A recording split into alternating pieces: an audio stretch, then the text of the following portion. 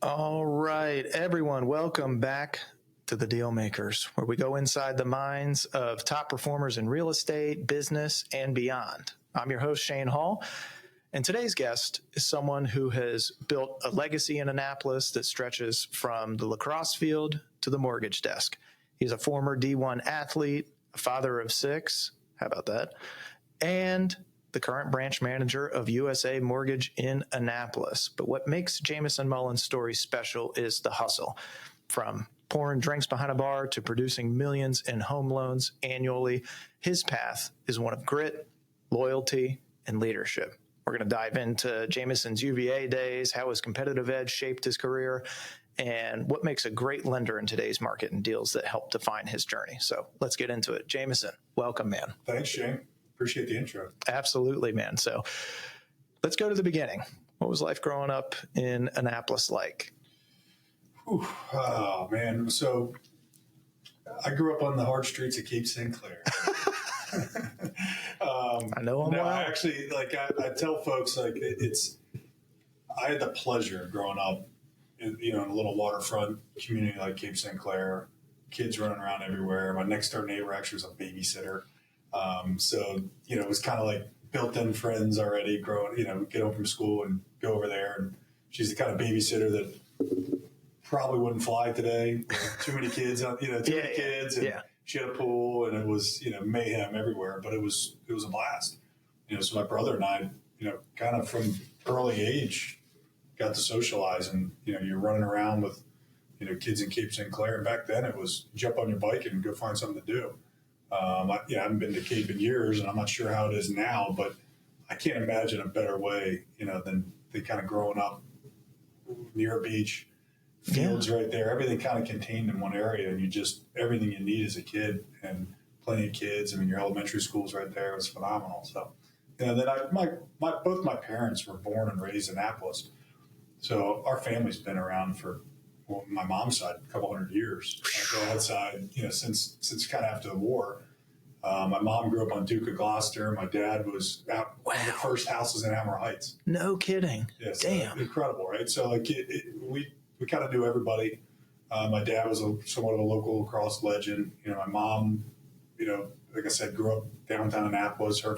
Her father was original yacht club, like old school yacht club. Oh, wow. When I say old school yacht club, before, it obviously well before the fire, well before even the flood, when they had money issues. Yeah. And back then everybody was just a sailor, strictly a sailing, gig. And they would go and play cards. Well, they would go sail, and then they'd go back and play cards, and they were all Manhattan drinkers, and it was a true sailing experience. It's a little different now going to the yacht club, which is some of the best food in town. So I grew up downtown Annapolis with my grandparents. I grew up on Navy Golf Course with my grandfather, who lived right backed up to Navy. It was cool, man. I wouldn't change it for the world. I love, being born and raised in Annapolis. I love being a true Annapolitan family that, we're all kind of still here. It says something about a town where your family really doesn't, like, everybody's back. Like, there's not a lot of people that leave, it seems like, which is pretty cool. Do you ever have that thought about getting out and going somewhere else? It's funny you say that. I just said to my family this morning, I said, maybe I'll just move to Florida. My one daughter is a sophomore in high school looking at me like I'm, two heads and you're crazy dad. But no, not really. I mean, it's too hard. We have, my wife's family's all here. Tara's family's all here. My family's still all here. We're downtown Annapolis for Christmas. We're downtown Annapolis for school. We're on the water all summer. It's just, it'd be a big change. I would like to, maybe have a second home somewhere someday, but we need to have, with 6 kids, I got to get into college before I start thinking about a second home. Yeah, you do, man. This is a great place to be. It's a hard sell going anywhere else. Yeah, I get that, man. So you come from a lacrosse family. You mentioned your dad, Terp legend. How about it? Yeah. All right. How did that shape your discipline and competitive mindset? I grew up with my dad coaching everything, so he coached my brother and I, Cape St. Clair, in the old school days, the fields were literally just across from the growls down there. We knew everybody. We played with the same guys for 5 or 6 years, it wasn't clubbed, it wasn't bouncing around. Yeah. You grew up, wanting to, beat the hell out of Smyrna Park guys or Edgewater guys, or you got tired of getting the South County boys beating the heck out of you, or the, Annapolis boys, beating the heck out of you on the field. Like, so it was, you kind of grew up together, and it wasn't like going out, let's go find a better player. We had to just get better. And, my dad used to, even in college, he'd be like, coming back pitching, you weren't playing or something, he'd be like, just get better, son. Like, you just gotta get better. Like, he said that to us all.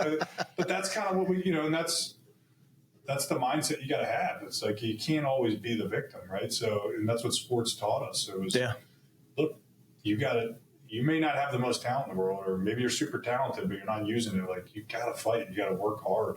And really, it's one of the reasons why in this business, I think athletes thrive, because you're constantly getting knocked down, right? And then you got to get back up, and it's like a daily fight every single day, and the tough survive. 100%. So you learn some valuable lessons on the streets of Cape St. Clair. And some of the best lessons were just playing basketball, where like guys like Danny Ferry. I never played with Danny Ferry, but there'd be some great basketball games down at those Cape St. Clair courts, and you're like, it's a fight, and there was no parents around, and it was like everything you did, and there'd be fights, and there'd be twisted ankles and blood and guys, but that's what we did. We loved it. I would, like I said, I wouldn't change anything about it. No, I feel like we don't get enough of that. We don't get enough taste of that these days, and we don't have.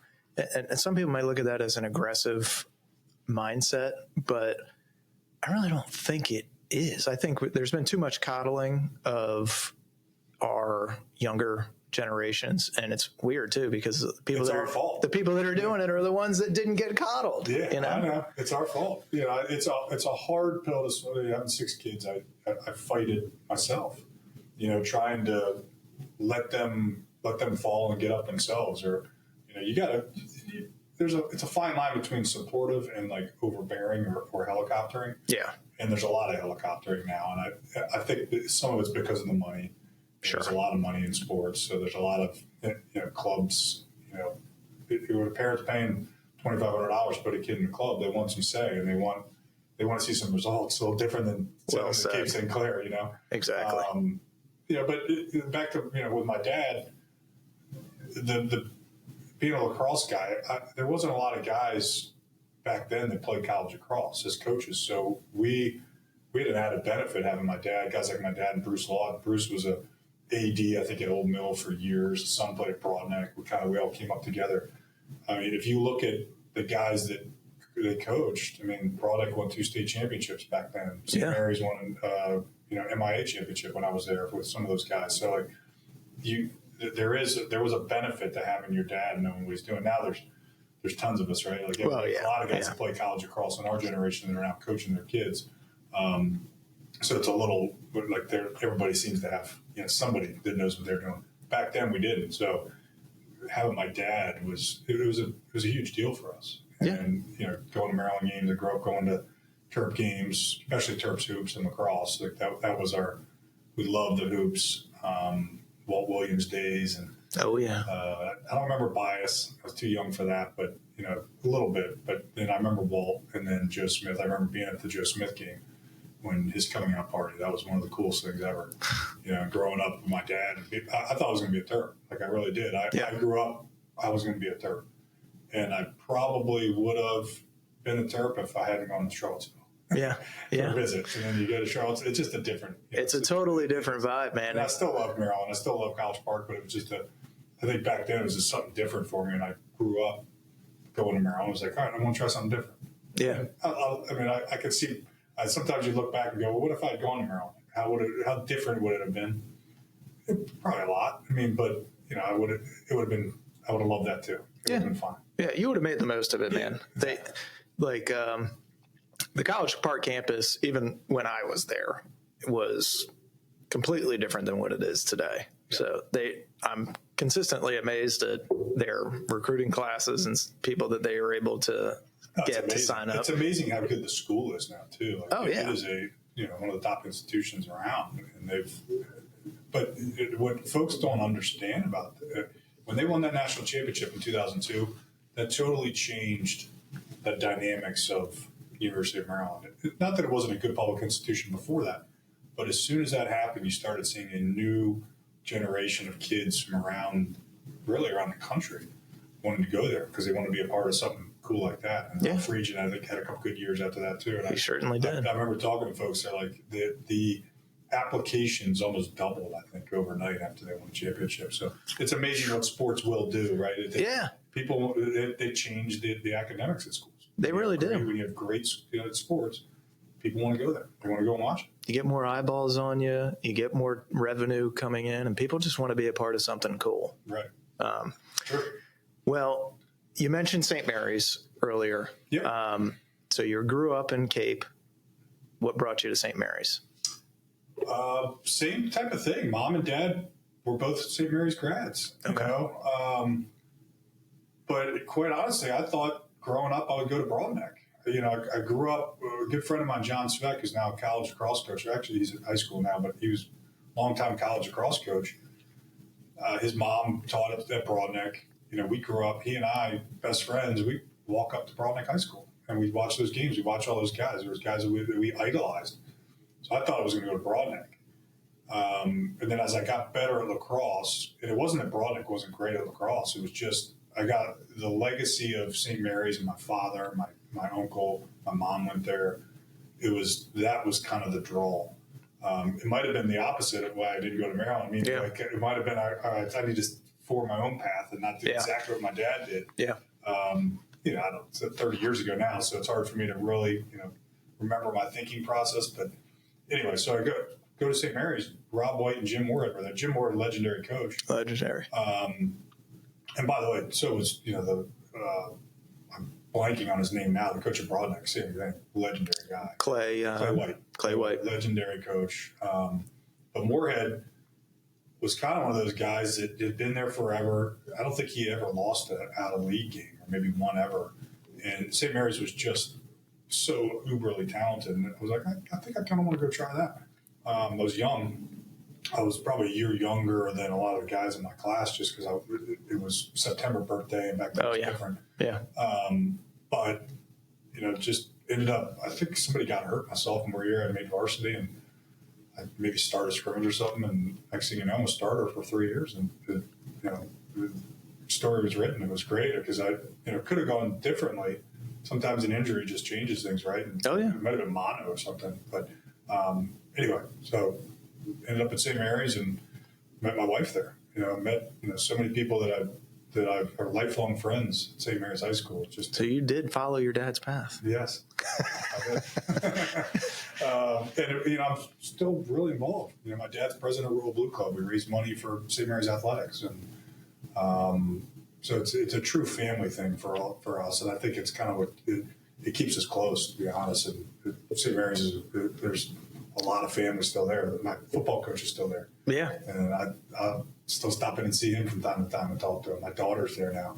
My wife's teaching there with 3 other kids that are there. So it's I love it. I do. I love it. I love the fact that it's downtown Annapolis. I love the fact that we're small and kind of a chip on our shoulder type thing. Yeah. And how good, how good they still are as a sports kind of group. I mean, they've fallen off depending on the years because there's not an uber amount of talent, and Spalding's got pretty good, but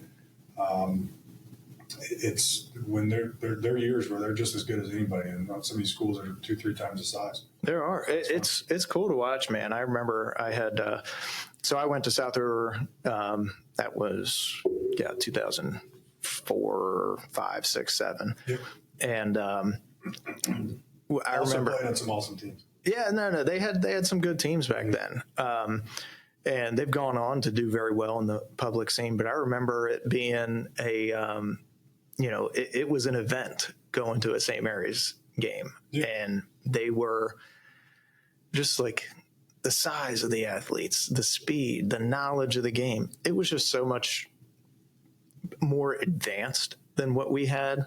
I was always just impressed by it, but I never went. My kid brothers did go. Yeah. And I remember my brother Griffin was on the last MIAA championship team. Yeah, 2015. Yeah. With Ben Revere and Joe Thompson. That's right. That's right. And dude, watching those guys play, it was like watching a little college team out there playing. It was awesome. Yeah. And the thing that I've always noticed about the St. Mary's guys, because it is kind of such a small community, everybody kind of knows each other. They grew up together. They all stick together, and they still hang out to this day. And it could be, I mean, my brother's been graduated for 10 plus years, but his best friends are still the high school kids. Yeah. It's not like all these college kids that, you know, you meet and have friends with. Those guys still hang out together all the time. They go to each other's weddings. And I just think that's a really cool thing, man. Well, I think part of that's the draw of Annapolis too. Like people end up back here, right? So, Yeah. And that St. Mary's crew is pretty tight knit. They're not big schools. It's not a big school. So some of the public schools, kids get lost, Oh yeah. There's not as, it was just tight knit group. So it was always guys that, we had to be, because there wasn't, you couldn't go find other people. There was 100 people in your class, so you had no choice. But yeah, I'm still close with a lot of guys from, 30, like I said, 30 years later, still have text strings still do fantasy football with some of my high school buddies. That's cool, man. Yeah. That's cool. It's definitely a cool feeling. It's definitely a cool community, which is why I, like having my kids go there. I want them to have something similar. I think it's something that not everybody has. So it's something we take pride in. You got any lessons from St. Mary's that you took with you to UVA? Yeah, because it's similar. I mean, when I got to St. Mary's, everybody was good. Like it was playing sports, especially lacrosse. Everybody was good. So you kind of had to earn your way. You had to fight, to get playing time, and it's still that way. My daughter's, fighting and sacrificing and doing what she's got to do as a teammate just to get on the field, and that's what you want. I mean, that's what you want. You want for your kid. You want them to learn to fight. They need to learn that lesson now, because they need to understand when they get to the real world, when they get to the point of a business. Like you got to be. It's about production. Like nothing else really matters.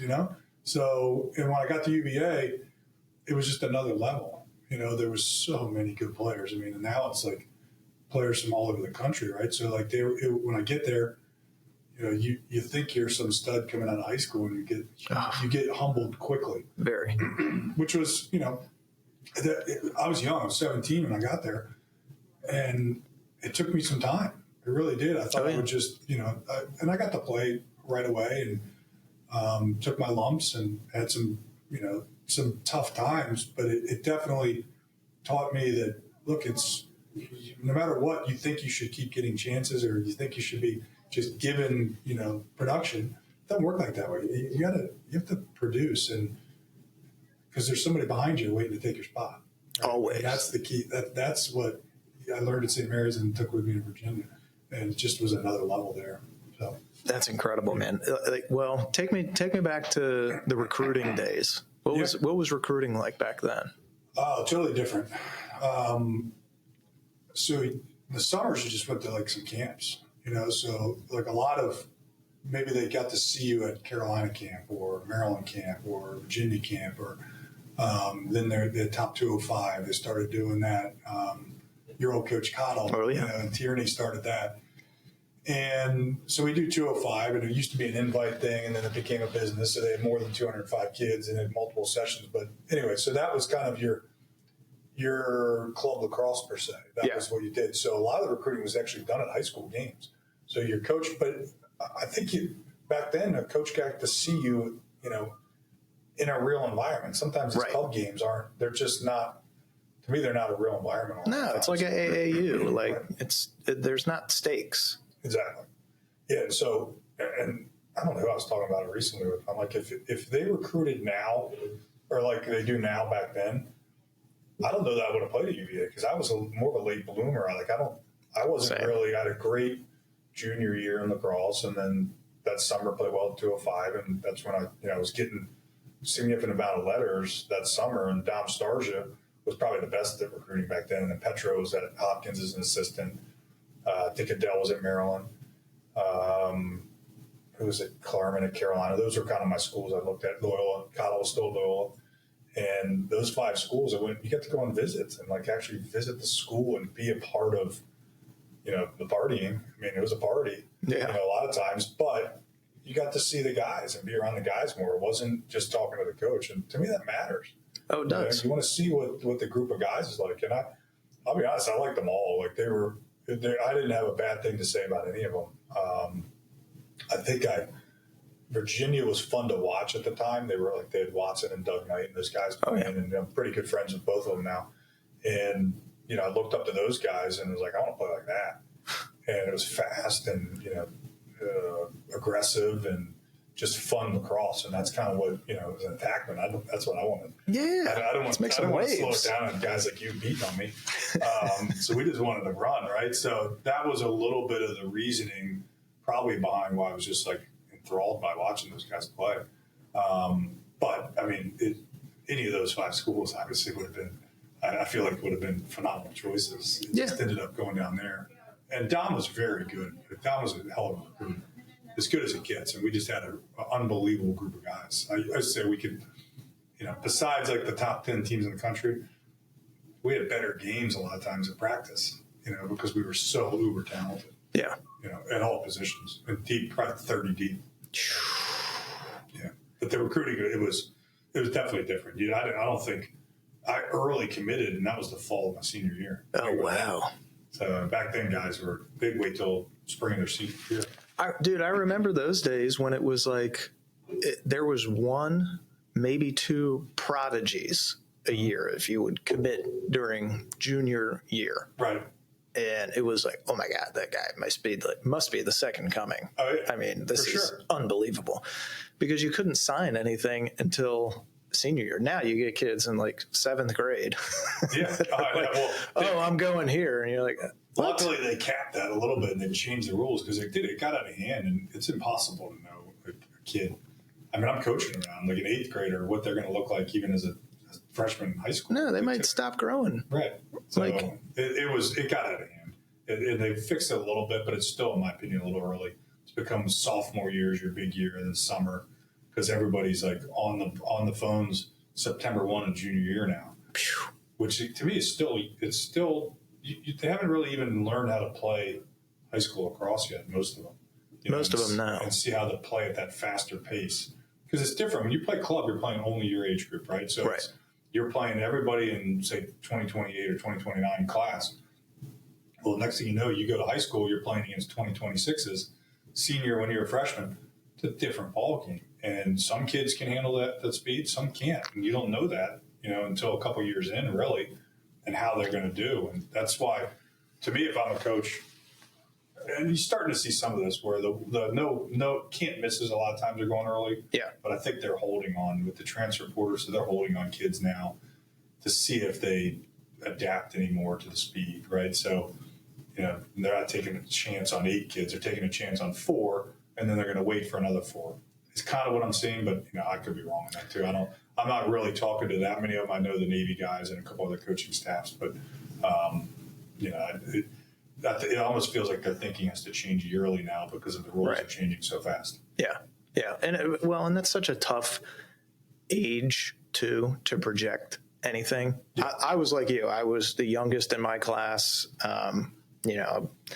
playing varsity football at like 155 pounds as a middle linebacker, soaking wet against linemen that are 290. And all right. And then I look at, just the transformation from my body, my senior year in high school to freshman year in college. I put on like 20, 25 pounds of muscle. It's just such a massive difference. Right? And I mean, my brother was that way. My brother Griffin that I mentioned earlier, he was a little runt for the longest time and didn't hit his growth spurt until senior year. And then all of a sudden, the kid that was getting pushed over and bullied a lot because he was too damn small was now running through every check. He's running past people. And it's like, oh my God, he can actually play. This is weird. And, ends up scoring 3 goals in the championship game. And then people are like, who the fuck is this kid? yeah, guys bloom at different times, man. It's hard to tell. I can't imagine trying to recruit, trying to anticipate that kind of stuff. It's hard. It really is. No. I mean, look at Patrick Spencer's a perfect example. He grew up. Great example. Yeah, I mean, he was, I don't know how big or tall he was, but I know as a freshman at St. Mary's, he was not big. Short, man. And ended up at BL as an All-American. And then obviously we know he did college and playing pro now. He's one of the best athletes to ever play lacrosse. I mean, those are people that maybe wouldn't have been recruited in those days of recruit a freshman. 100%. So it's like you got to kind of let things evolve and happen. I don't envy that coaching recruiting job because that's not fun right now. No, I got to agree with that. Did your dad give you any flack for going to Charlottesville? I think he was. I don't know if there was any disappointment or flack or anything like that. It was more from his buddies, because I was probably the oldest son. And we grew up. The Maryland lacrosse family was such a family, especially even around here. Yeah. And so all these guys that they had kids that were younger, but I was kind of the first one. My dad having was 26, so I probably was the first one to really come through, and to not go to Maryland. His buddies were like, what the fuck, come man? On, Eddie, what's going on here? How we screw this up? And then Justin ended up coming too, my brother to follow to Virginia. So he spent 7 years down there. Oh my God. And we had him wearing all kinds of orange. And, anytime they play him in other sports, there's a couple times that basketball games were happening when he was down there. So, we get talking trash and stuff like that. It was fun. He embraced it because it was a very fun crew to be around.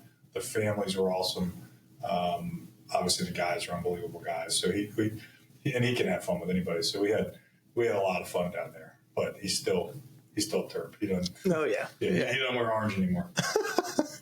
What's it like playing at that level and going from St. Mary's? I remember walking on the field my freshman year of college, first practice, and being completely blown away. And I had great coaches at South River and played against, one of them's Stevie Merle, one of the all-time. Saw Steve last night. Yeah, it's a great dude. And one of the all-time points leaders in NCAA history. So I was thinking, hey, it's going to be a bunch of Stevies out there. You got to really step your game up. And the speed it was outrageous how fast everybody was moving, how fast the ball was moving. And I just felt totally overwhelmed with it. It took me a while to kind of get used to it and get acclimated. Well, I think what happens is you get the best players on every high school team. You end up playing this college team, right? So it's like you're now not just the best players at your school. Before it was like, all right, best player, I'm one of the best players at St. Mary's, one of the best players in the county, maybe even in the state. Now you go to Virginia, it's like that's everybody on the team. Yeah, everybody's like that. So if you're not playing to the next level and really picking up your pace, and some guys can't. They may not have it. Just not everybody's built that way. I was pretty, I was middle of the road probably athlete on the team, maybe kind of upper third. But I mean, there was some guys like Jay Jalbert and Ryan Curtis and Chris Fratelli. These guys are thoroughbred athletes, right? Especially Jay and Ryan. That was another level that I'd never seen before, right? I played with Danny Merle, Steve's brother. Danny was pretty similar. Danny had some of the best hands I've ever seen, and could play fast. I mean, so playing with him, I got and there were some guys at St. Mary's that were every bit as good as these guys in Virginia. When you get to the top guys were probably a little bit better, maybe similar. But it's that kind of lower end. Everybody's good in that lower end now. So everybody's fighting for those starting positions. And if you're not, you can't have a bad week of practice. Next thing you know, you're sitting the bench. I mean, because there's somebody behind you that's ready to go. Exactly. So it is a hard pill to swallow, but it also teaches you every day matters, right? You got to be ready to play every day. And I'm the same way. It took me probably till my senior year to really grasp that. I mean, I was a 21-year-old senior, so I was young still. So you can also see why some of these older guys thrive when they have a couple more years to kind of become men and understand, what it takes. it does make a difference. Yeah, it made me resent the guys that were, 24-year-old seniors, and you're like, mother effer. Yeah. If I was 24, I would have done great. Men, right? They're men. I mean, they were men. I was still a boy, or young. I was getting to be a young man, but not there yet. Yeah, So. like I can, get drafted and go to war, but it's a very different body and mindset between an 18-year-old and a 24-year-old, man. To me, it was more the mindset. Like you said it. It's just I wasn't mentally prepared for that. Yeah. You think, because everybody tells you in the recruiting process how great you are, right? And then, you get there and you're like, oh, man, everybody's good. I guess I better step it up here. Oh, shit. And to me, I saw the guys that I looked up to when I was there, kind of the leader of, he's still kind of one of my good buddies and a mentor is Tucker Radeball. And the guy was a relentless worker off the field. To the point where like we resented it, like we were there. And now you look at it and go, man, I wish I would have. I wish I had worked harder, because he was such a machine off the field. And when he got on the field, it was easy for him. Yeah. Not easy, but you know what I mean? It was easy for him to keep working hard on the field. He never got tired. And he kind of helped will us to that championship in '99. He wasn't the most talented player on the team. He was super talented, but he wasn't the most talented. But he was the unquestioned leader because of his work ethic and just the way he played, not just in games, but the way he approached it every single day, the way he approached it in the summers. It was incredible. I remember getting recruited, and I was very fortunate. I had a guy 2 years ahead of me at South River who was an absolute stud, freak athlete, Mike Evans. Yeah. And Mike. Exactly. He's the kind of guy I'm talking about. This dude is, he's benching 400 pounds, running a 4.5. He's the running back on the football team. He's hurdling guys that he has no business hurdling. And I'm like, Jesus Christ. Yeah. Look at this guy. It's a different level, right? It's a different level of athlete. And one thing that, I kept in touch with him while he was in college and would go to his games and stuff and just watch and see, root for him and all that stuff, but kind of see how he's doing. And he said, there's one thing that Petro, because Petro was the coach at that point, would tell him. He said, if you want to be an All-American, you better practice every day like you're an All-American. Well, Petro was like that too, right? He was relentless. Just a freak talent like Evans, or like Jalbert, but they were also relentless kind of on the field. Yeah. Like some guys, I wouldn't say, maybe they're not as relentless off the field like Tucker was, but when they're on the field, it's like, I'm going to run through a wall. Right? Yeah. And that's how they practiced. And, Mike was same type of athlete I'm talking about. You get there and you're like, man, these guys are, I got to find another way. Because I'm not going to out-athlete that guy. No. I better be trying to be smarter, and then you run into the guy that's like that and super smart, like Mike was. I know on the field, he's like, I got nothing here. It's like, you guys are gonna have to give it to somebody else, right? Because I can't. He's gonna shut me down. But some guys are just that good. That's how Petro was too. And you see that a little bit in high school, especially in the MIAA. Yeah. There was plenty of really good players, All-Americans, that I played against in my 4 years at UVA. There was plenty of first-team All-Americans from the Baltimore, MIA group. But, it's the ones that athletically were just another level, and it may not have translated as much in high school. It did, but then they get to college and they're like, oh my God. It's like, what have I done? What am I supposed to do with that? But it's fun too. It's like you get to see play with those guys. Yeah, it's a cool thing, man. How many championships did you guys win? We just had the one with 99. Okay. And Justin was in 2003.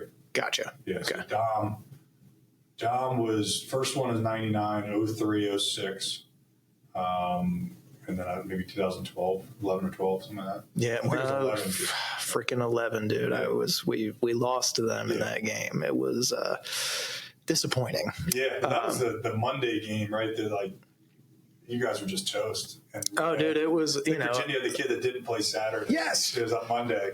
Thank you. And he was the best player in the field because he had legs. He had 4 goals in that game, and we're like, are you kidding me? They suspend him for the first game on Saturday, but all of a sudden we can play on Monday. Meanwhile, it's 120 degrees on the field. We're dying. We're getting IVs at halftime. It was it's like a 7-2 game or something stupid, right?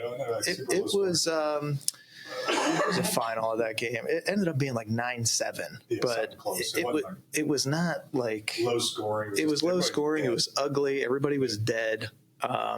We had beaten them in Charlottesville 12-7 earlier in the year. So we thought, all right, well, we got their number. We'll be all right.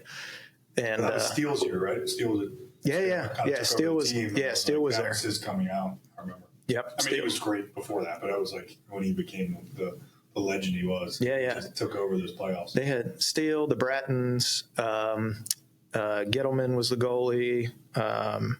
Malfris was running point at the pole. They had a lot of good guys, man. Yeah. They had a lot of good guys. I remember being at that game. That was tough for the Terps. Everybody thought going in, you guys had them. Oh, we thought so. We were like, damn, dude, Cinderella story. Let's go. We were unranked and all this stuff. And, we had beaten the number 1 team in Syracuse the week before in Foxborough. And so we were on cloud 9, man. We were like, fuck yeah. And then we smoked Duke in the Final Four. I mean, it was like a bloodbath. Was the football kid playing attack for you guys in that year? No, that was the year before. Okay. That was Yaters. Yeah. Yate. He was a big boy. Dude, he's a massive human being. Still the biggest hands I've ever seen in my life up close. So after college, you don't do mortgages right away. What do you do? Ooh, I was a little bit burned out, to be honest, on lacrosse. So they had just started the MLL at that point. Okay. And a lot of guys they had done the showcase the year before. And I had kind of finished up pretty strong my senior year, but we lost in the first round up at like Army to Hofstra in like overtime. Tillman Johnson was in the cage freshman year, his freshman year. We were really talented, but kind of young. So we lose, and at that point, I'm like, I got to get out of Dodge for a while. I think I finished up the summer with like Spanish, which always gave me hell in college. So I finished up, and I'm like, no comprende. Yeah, I come home, and I'm like, what am I going to do? And a couple buddies of mine lived in Charleston, South Carolina. Oh yeah. A couple guys that were at school down there still, and they were maybe doing a 5th year or whatever. And I'm like, I'm going down there. So I moved down there to Folly Beach. Oh yeah. And kind of get it like it wasn't easy to find a job back then either. So like I ended up catering and bartending down in Charleston, South Carolina. Could be worse though. Could be worse. Yeah, it's a nice setting, phenomenal, man. We live right on the beach. I mean, we're talking Folly Beach is like kind of the surfer, kind of hippier area. Oh yeah. Of Charleston. So just living the good life, catering, bartending, being an idiot, and then I got a job at Kiowa, which was unbelievable. So, oh, wow. A local guy from Annapolis had moved down there. I don't know. He bought probably in the early 90s in Kiowa before it like exploded. Yeah. It was stupid expensive. And they had 2 private courses on Kiowa Island. One of them was Cacique. It was brand new. And they were actually, luckily, they had just opened and were hiring people. Yeah. I remember making, I think they paid me a salary like $25,000. Yeah. And I got to play free golf.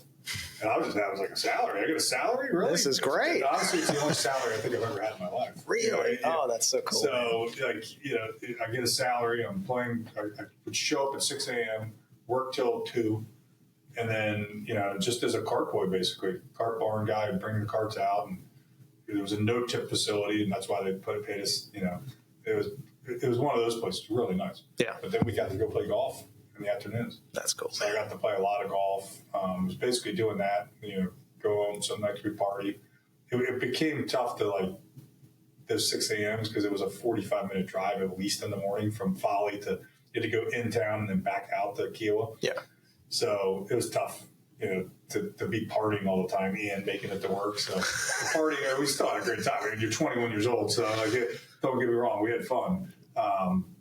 But just being out, it was exactly what I needed. Let's put it that way. That's a wild lifestyle, man. That's so cool. Well, I tell folks now, I'm like, if it hadn't been for my wife, my girlfriend at the time, it's kind of like, I better get home to her or she's going to find somebody else. So, but if I hadn't gone home, I'd probably still be there doing the same thing, living the good life. No kids, like just a knucklehead, 45-year-old. You'd be Kenny Powers. Yeah, exactly. Just some guy like talking about going out and playing like weekend games at the local muni. Yeah. So you I made the right decision coming home. But anyway. What year did you come home? 2002, I believe. Okay. It was 2002 because I graduated 2001. Went there. It was like the summer of 2002 or like the fall of 2002, something like that. I actually got a job at a title company first. Okay. Through golf, because it was, my father-in-law knew this guy. And back then, 2002 and 3, after 9/11, when they really did like plummeted rates, like to get the economy going. Yeah. It was refi central. I mean, and it was easy refis. Like you're talking, that's when all the liar loans started, all those types of things. So he was inundated with business because it would just be, he was getting 100 orders, a week for refinances. So he needed somebody basically to come in and just like open up cases for him and maybe train me to like, eventually be a settlement agent or something like that. And I think we quickly found out that it wasn't suited for, the detail piece of the title side. He was like, you're more a talker, James. You ought to get into, and you should be a loan officer. I'm like, okay. That's not a bad idea. He's like, I think you'd be better at that. Funny, I said Dick Ham was his name, the guy that was the title attorney at the time. He just called me recently this week. So, I still have a relationship with him, a great guy. And he was kind of the first one to mention maybe you should look at being a loan officer. So I talked to a couple local guys, a Maryland guy, and I ended up going to kind of a place that was more of a refi shop because you could kind of just call. I think we were calling home improvement leads or something like that. Yeah. And cut my teeth on refinances. So those first couple of years, 2003, it was a company called Elite Funding Tenacity Mortgage. A lot of refis, and then I did start doing some purchase stuff. They were big into condo conversions at the time in DC. Okay. So 2005 and 6, these guys were going in and buying up apartment buildings and converting them, and it became a pretty big business for them. And then 2007, 8 happened, and it just that whole condo market got collapsed because they were starting to do them all over the country. Yeah. And there was just such a influx of.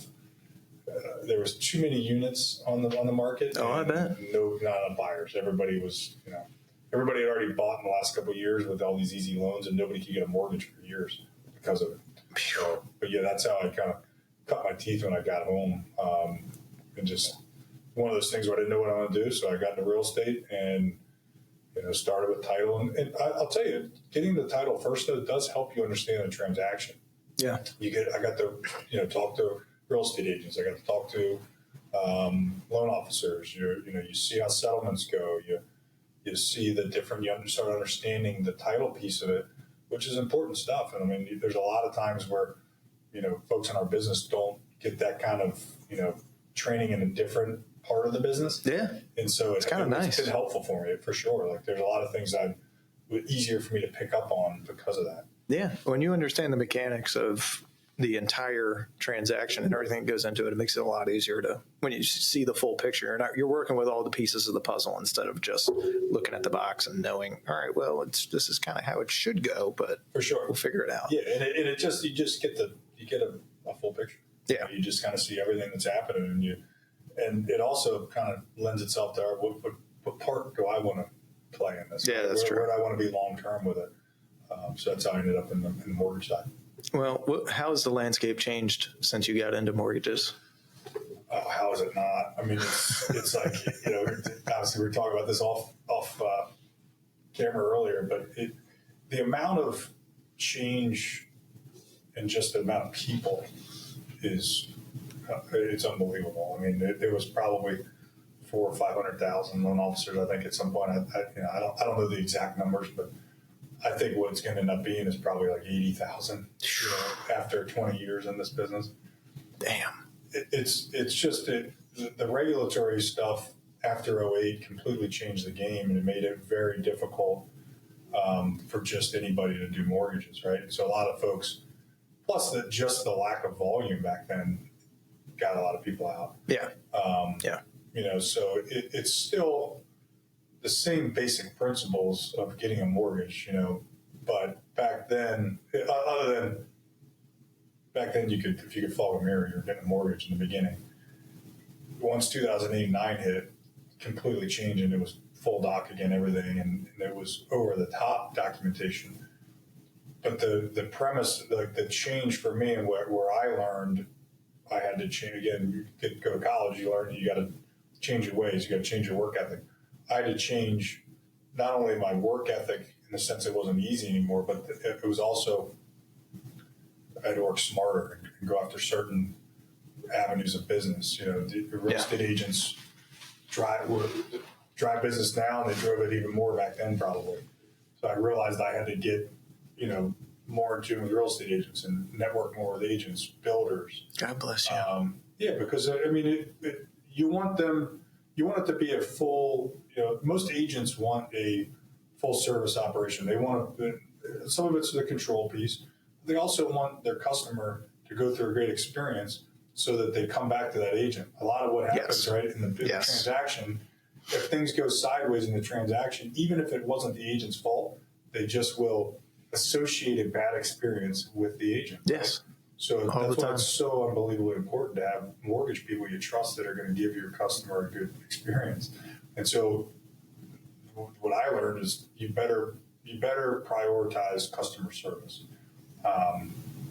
as a loan officer, not only to the agent, but to the customer too, because if you're not with the customer, they're going to tell the agent. Yeah. And then next thing you know, if you get too much of those complaints, next thing you know, you're out with that agent. Yeah, of course. And it should be. That's the way it should be. And then the agents do a good job. Most great agents do a great job of vetting loan officers, and they can smell bullshit pretty quickly. Yeah. You know what I mean? Like they can smell, there's a lot of guys in my business that are bullshitters, and they get snuffed out pretty quick by the good agents. Now, a lot of them do a good job still of, they'll find new agents. They just stay on the hamster wheel, find new agents. Yeah.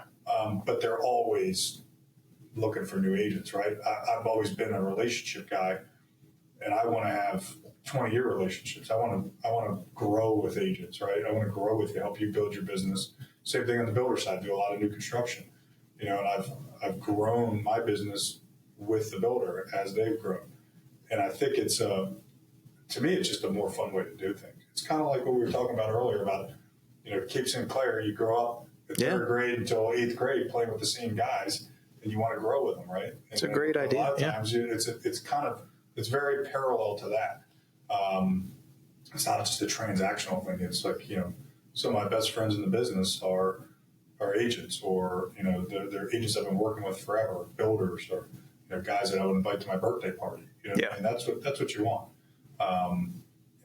Makes it more enjoyable. It does. Yeah, are you going to have that with everybody? Of course not. But you want to enjoy. An agent I respect in town, who's one of my good friends, invite me to his son's senior night for baseball. Oh, that's cool. Those are kind of things that's like it's nice to be a part of their life too, and see what you helped them build. And I think I think agents feel the same way about their lenders. Like I like to see. They like to see me do well. That's what they want.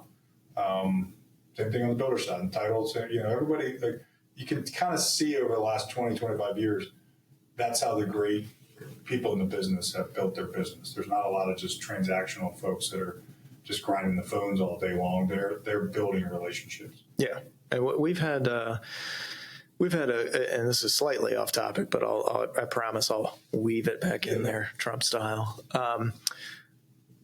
We've had a couple of clients and people close to us pass away in the last year, and it makes you realize how finite time is. Yeah. And the older you get, the less of it you have, obviously. Duh, that's how it works. But it makes you want to do what you do and be happy doing it. Do something that you feel like you're making a difference. But if you can do it with people that you enjoy doing it with, it makes it a lot more enjoyable. And you're not here forever. Well, I don't know if my wife likes me reminding her that she doesn't care now. The kids are young, but some of my best relationships I've met through golf. Yeah. Lacrosse and golf, because you're kind of, it's like-minded folks, right? Like, so you want to be able to go out and play golf with somebody. First of all, I think you can really understand somebody and their character on the golf, how they are on the golf course. But I also think you can go out and do something you enjoy and talk shop with them. Yeah. And talk about other things, obviously, too. But it's just a way of, kind of de-stressing while also working. Yeah. And I've got a lot of great relationships through golf. Like, a couple of my builders, a couple of my real estate agents, we go out and play golf. I met guys like you through lacrosse. Some of my colleagues I've met through lacrosse. Like, we play lacrosse after college together, and we go to games and things like that. And it's a kind of a bond. Yeah. That you're right. It makes it more enjoyable. That's the thing, because it's work is work.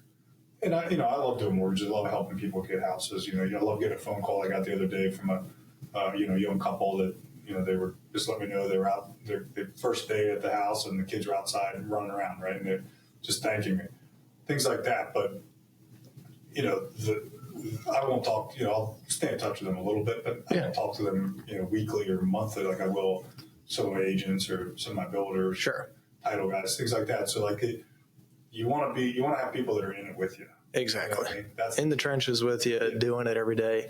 It's back to the team building stuff. Right. You got guys that each one of you has a role, and it's nice to enjoy doing what you do, and it makes it easier when you got a team. And by the way, they also got your back. Yeah. If there's a mistake is made, or maybe it's something that wasn't your fault, or an agent wants to know that the lender is going to, do everything they can to get that problem solved, or do whatever, even if it's whoever's fault it is, it doesn't really matter at that point. It's like nobody cares. Let's just get the problem solved, right? Yep. And having your back and not just putting your hands up, it's a big deal. And if somebody's in the trenches with you, they're fighting to get every deal done for you, because it's obviously our livelihood, and our kids depend on it, right? Yep. So that's an important piece, and it's nice to know you have people that are in the trenches with you. You coach and mentor your kids and their teams. How do you lead both at home and in the office?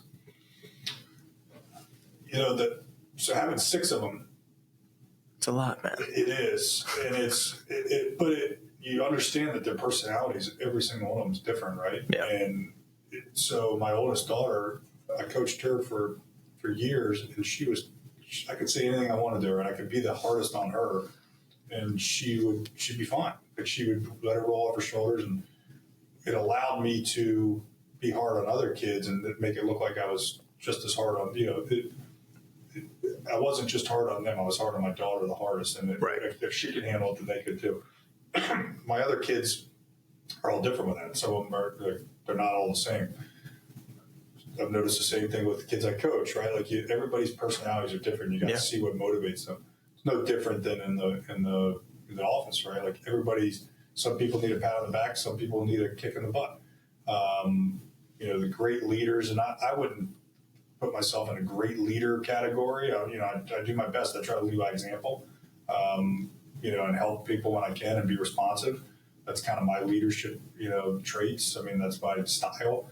I'm not a rah-rah guy. I don't come in and every morning and be like, pounding on the table, let's go guys, cut guy. And I'm not. You're not McConaughey and Wolf of Wall Street. Oh, no, not even close. Although that's a great movie.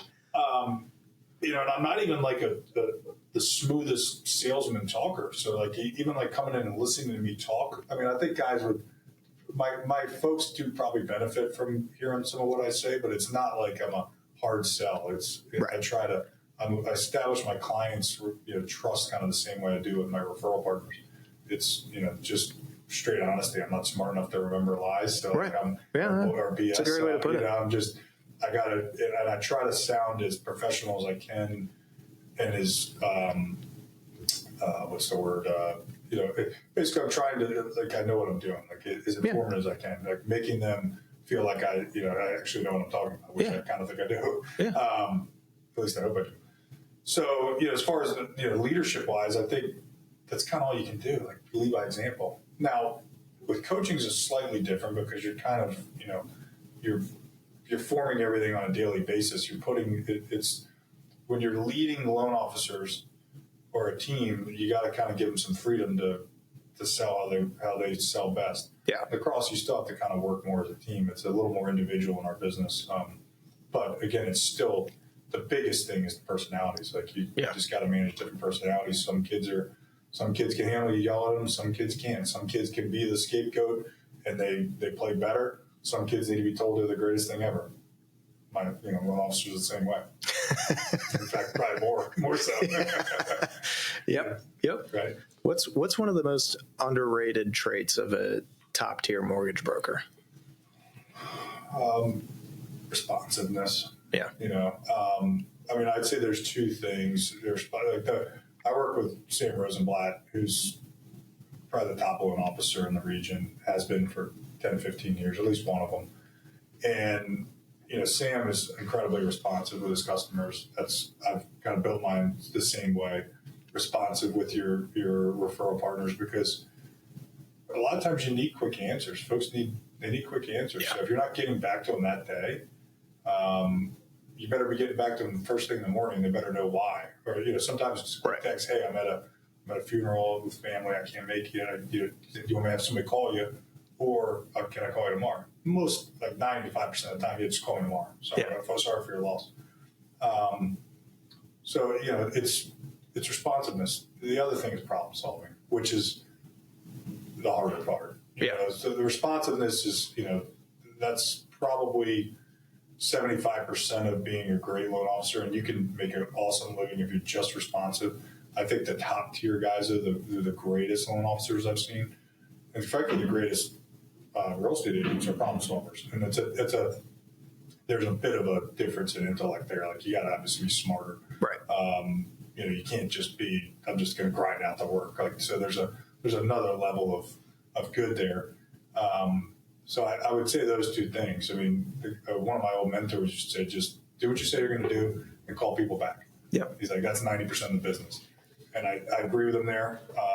But doing what you say you're going to do is, if you say you're going to get a loan closed, you're going to call somebody back, you do. Right. And so that's a big piece of it. And it's, anytime you give a pre-approval letter, you're basically saying, I got this. Yeah, I got this. And you better get it. Yeah. And that's doing what you say you're going to do. And if the better you get at problem solving, the more confident you are with this pre-approval letter. Right. Because there's all kinds of stuff. You guys see it in your business, we see it in our business. All kinds of problems that get thrown at us on a daily basis. And the overwhelming majority of the ones you guys see, I don't hear about. The overwhelming majority of problems we see, we try not to bother you with because it's not something you want to hear on. It's not something you need to deal with. Right. That said, the big ones you will hear about some. And, you hope it's not something that the loan officer created, which happens a good amount, or something they missed.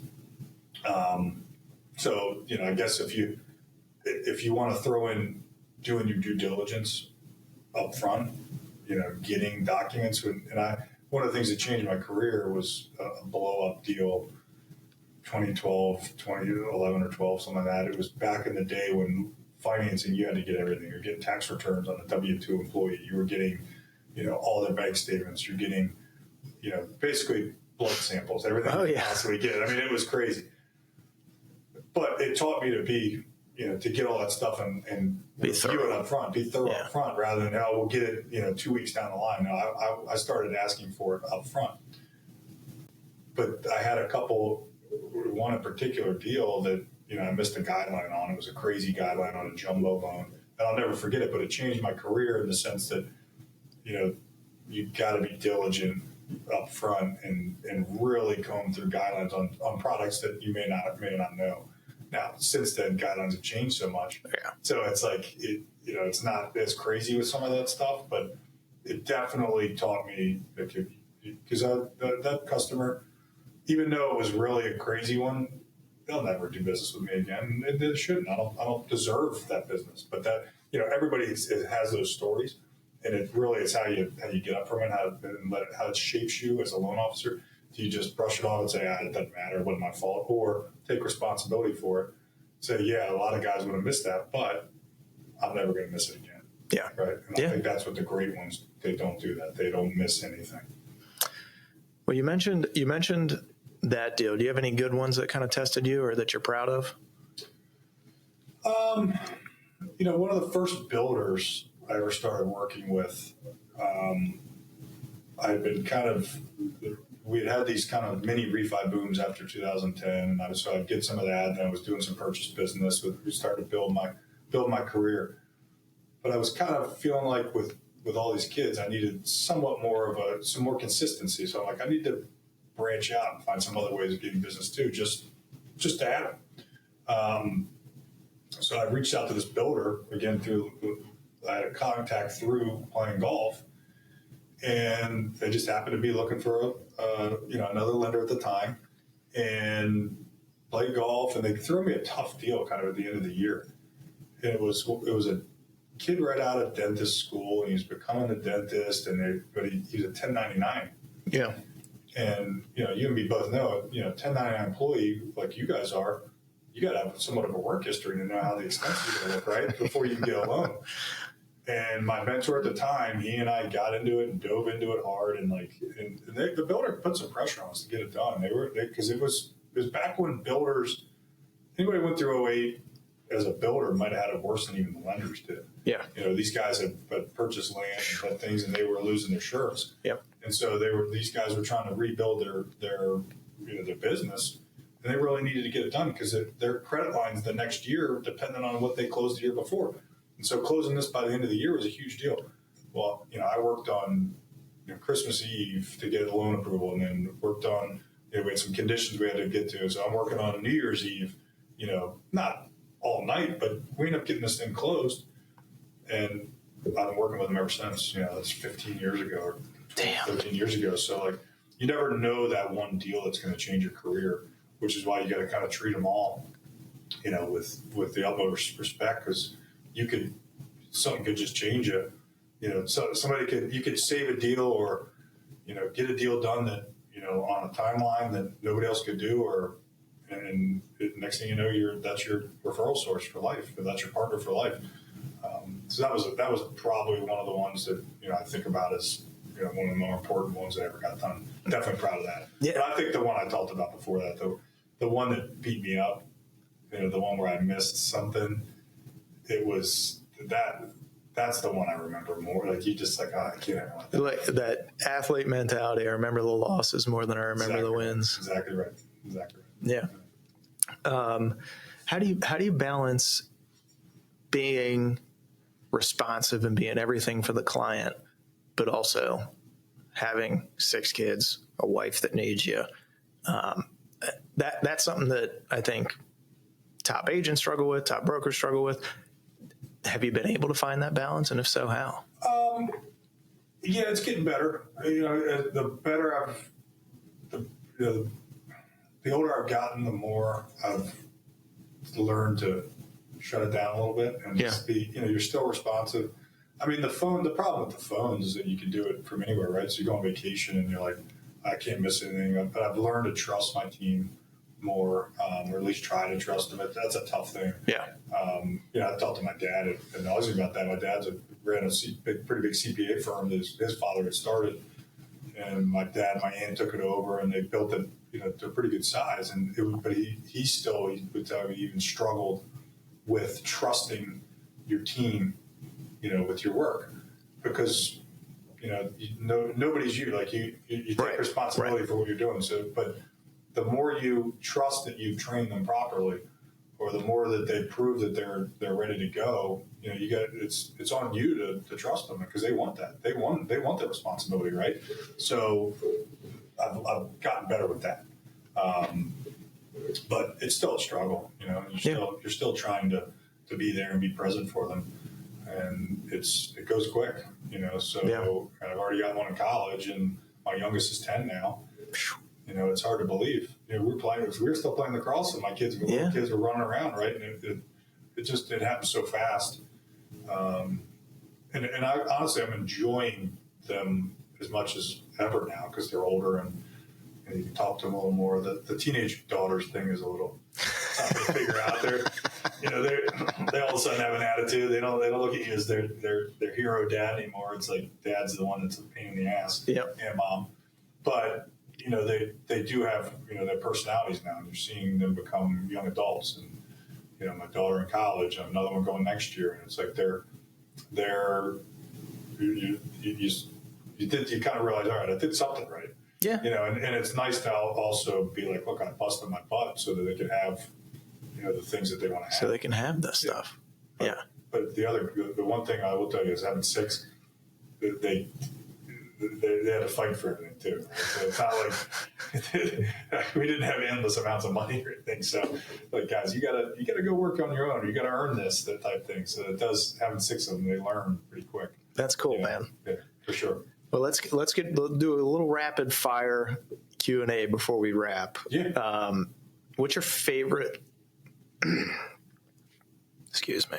Yep, no problem. What's your favorite local spot for a celebration dinner in Annapolis? Probably depends on what the celebration is. Tara and I love Vin 909. Oh, yeah. We've always loved that place. I don't know how long it's been there now, probably 20 years, but that's usually if we ever have, we don't, over the last 20 years, we haven't had that many nights out, right? At least it's just the 2 of us. But that's a great spot. If it's more like a family type, party type thing, it's always McGarvey's. McGarvey's is kind of a family, affair for us. My mom was actually one of the managers there for Mike Ashford when I was born. No so kidding. There's pictures of me like in the Johnny Jump Up in the manager's office. My dad's on the wall in the back, right? So I think we have our McGarvey's team. Yeah. A picture up in there. Oh yeah. So my dad's McGarvey's team, Ashford did, years ago with legends from Maryland on that team. So it's just kind of like that's been our place.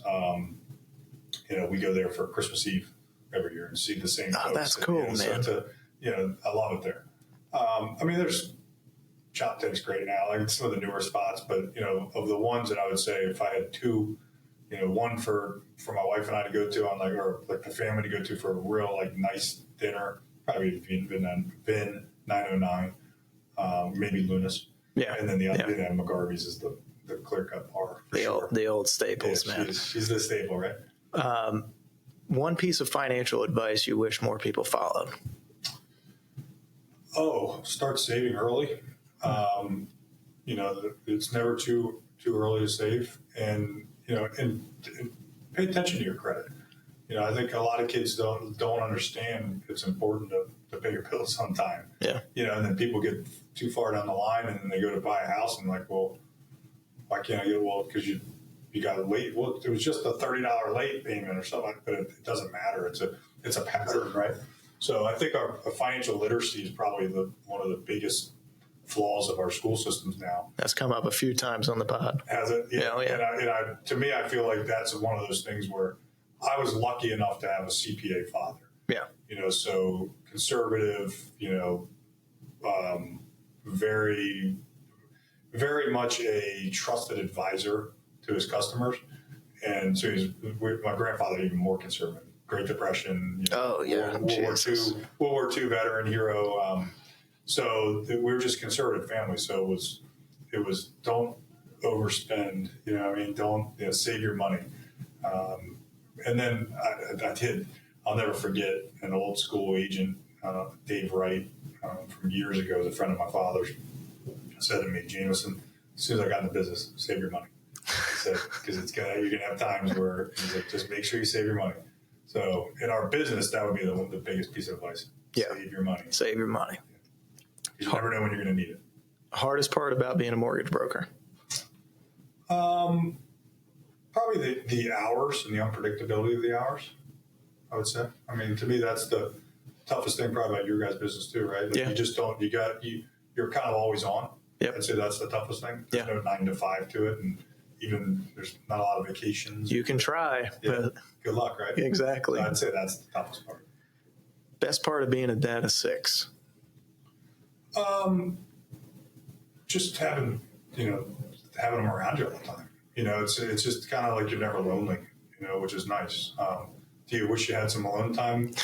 Sure. Sometimes. Yeah, but I think just, the best part of being a dad of 6 is, you got, kind of your crew for life.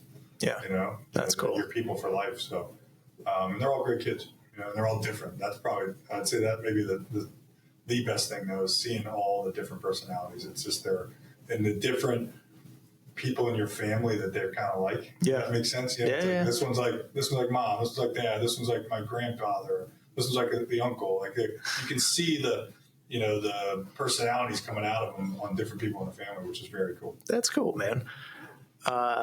Other than your phone, what's one tool or piece of technology you can't run your business without? Other than your phone, computer. I mean, everything's so computer based now.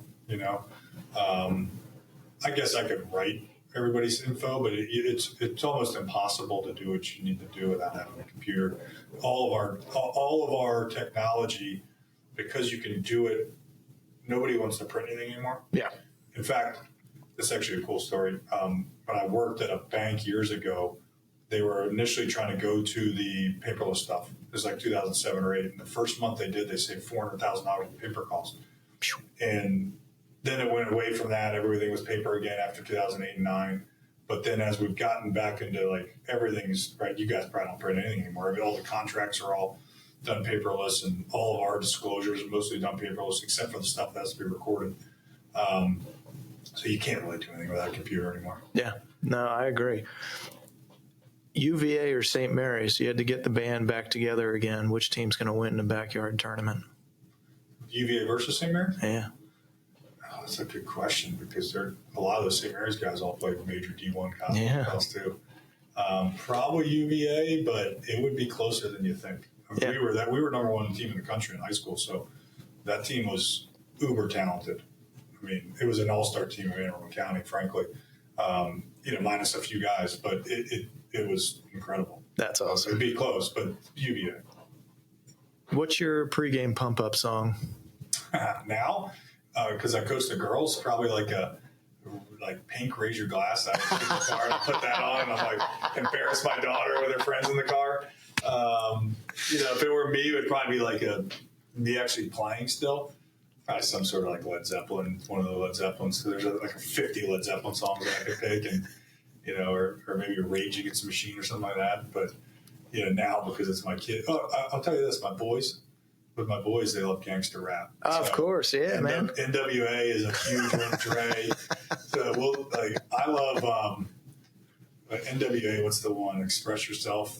Because it's a little less cussing in that one. Yeah. But my boys, obviously, they love the ones like, fuck the police. Yeah, like of course. Just because of the cuss words. Of course. They're 10 and 12, so that's all they care about, the foul stuff. But we don't let their mother know that they're listening to that stuff. No, she won't watch us or listen to it. A lot of my pregame pump-up songs are kind of based around with my kids. Either embarrassing them or enjoying it with them. All right. For anybody that's listening who is just getting into lending or maybe thinking of switching careers, what's your biggest piece of advice?